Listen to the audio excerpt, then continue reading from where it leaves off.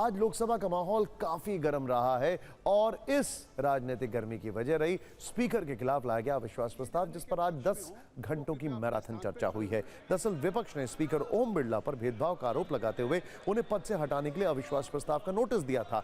इस प्रस्ताव को लोकसभा में पेश किया गया। 50 से ज्यादा सांसदों ने अविश्वास प्रस्ताव के पक्ष में वोट दिया, जिसके बाद आज इस पर बहस शुरू हुई।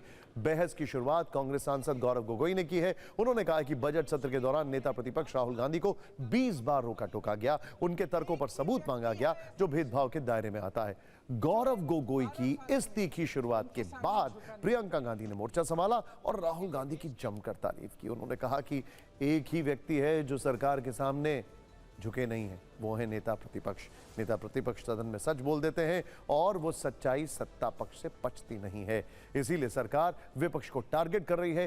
कांग्रेस की तरफ से प्रियंका गांधी फायर थी तो सरकार की तरफ से किरण रिजिजू, निशिकांत दुबे और रविशंकर प्रसाद ने विपक्ष पर तीखे हमले किए।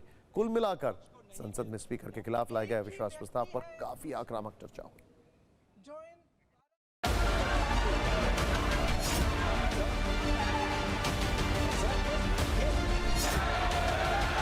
नेता विपक्ष के बोलते हुए 20 बार उनके बीच में इंटरवेंशंस आते हैं आदरणीय अध्यक्ष महोदय के।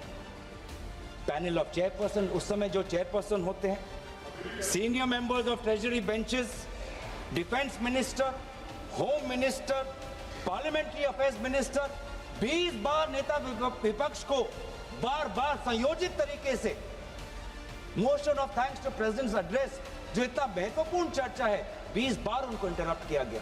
आज जब हम रेजोल्यूशन ये ला रहे हैं कि बार बार नेता विपक्ष को नहीं मौका मिलता बोलने के लिए, देश के अहम मुद्दों को उठाने के लिए, तो उस समय सदन का संचालन की कर्तव्य किसके अधिकार में थी, उस बात को हम उठा रहे हैं। देखिए, प्रियंका वाड्रा गांधी जी अब पीछे बैठ के मुस्कुरा रहे हैं। अगर इनको नेता प्रतिपक्ष बनाते तो भी शायद परफॉर्मेंस थोड़ा अच्छा होता। वो तो कम से कम बैठती है, सुनती है कम से कम। इनका नेता प्रतिपक्ष तो सुनता नहीं। एक ही व्यक्ति है इस देश में जो इन 12 सालों में इनके सामने झुका नहीं है, वो नेता प्रतिपक्ष।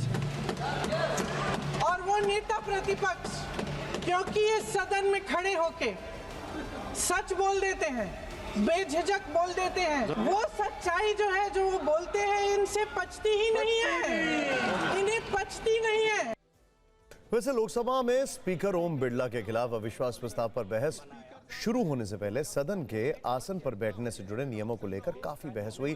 कांग्रेस सांसद गौरव गोगोई ने आरोप लगाया कि सदन में नियमों का उल्लंघन हो रहा है। सदन में यह कैसे तय हुआ कि स्पीकर या डिप्टी स्पीकर की गैर मौजूदगी में कौन चेयर पर आसीन होगा? जब चेयर पर बैठे सांसद जगदम्बिका पाल के बार बार समझाने पर विपक्षी सांसद नहीं माने तो गृह मंत्री अमित शाह सीट से खड़े हुए और कहा कि कांग्रेस सांसद नियमों की गलत व्याख्या कर रहे हैं। अविश्वास प्रस्ताव के दौरान भी स्पीकर का कार्यालय अपना काम करता रहता है। सांसद असुद्दीन ओवैसी और केसी वेणुगोपाल ने भी आसन पर सवाल उठाए, लेकिन सदन की अध्यक्षता कर रहे जगदम्बिका पाल ने साफ किया कि सदन की अध्यक्षता वो ही करेंगे। One minute, sir. One minute. Rules of the procedure of the house ये है सर, जो ये 10 कह रहा है।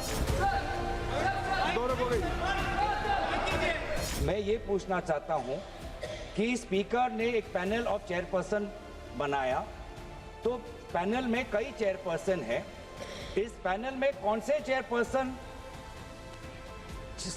चेयर पर बैठेंगे, ये कैसे डिसाइड हुआ? ये कैसे डिसाइड हुआ सर? ये किसने डिसाइड किया सर? आज चर्चा हो के इस पे एडॉप्शन न हो बहुमत से कि वो स्पीकर नहीं है, तब तक वो स्पीकर हैं। हाँ, है। और स्पीकर को ये पावर है डिसाइड करने। नहीं है सर। साइड शब्द प्रयोग जो किया गया है संविधान के अंदर, वो हाउस को प्रिसाइड करने के लिए किया गया है। ऑफिस समाप्त नहीं हो जाता। नहीं हुआ, वही हाउस जब मतलब सदन जब चुनाव में जाता है तब भी स्पीकर का ऑफिस चालू रहता है, ये पद खाली नहीं रह सकता। ये जो गलत इंटरप्रिटेशन करें। My question to the House is, who has made the determination? Because the Supreme Court in Nabam Rabia has clearly said that a speaker against whom a notice of removal has been given cannot exercise judiciary powers in proceedings connected with their removal. Rules of the procedure of the house ये है sir, जो ये 10 कह रहा है, 10 ये कह रहा है कि जो भी उस चेयर पर बैठेगा जो हाउस ने पहले से डिसाइड कर रखा है, उसके पास स्पीकर का उतना ही अधिकार है। यही आर्टिकल 95(2) कह रहा है सर। लोकसभा स्पीकर के खिलाफ अविश्वास प्रस्ताव पर बहस के दौरान डिप्टी स्पीकर नियुक्त न किए जाने का मुद्दा भी उठा। सरकार ने लगातार दूसरी बार अब तक डिप्टी स्पीकर का चुनाव नहीं करवाया है। विपक्ष का कहना है कि सरकार विपक्ष को उसका हक नहीं दे रही है। आपको बता दें कि सामान्य परंपरा रही है कि लोकसभा में सत्ता पक्ष का स्पीकर और विपक्ष का डिप्टी स्पीकर होता है। 2019 और 2024 के लोकसभा चुनाव के बाद सरकार ने डिप्टी स्पीकर का चुनाव करवाया ही नहीं।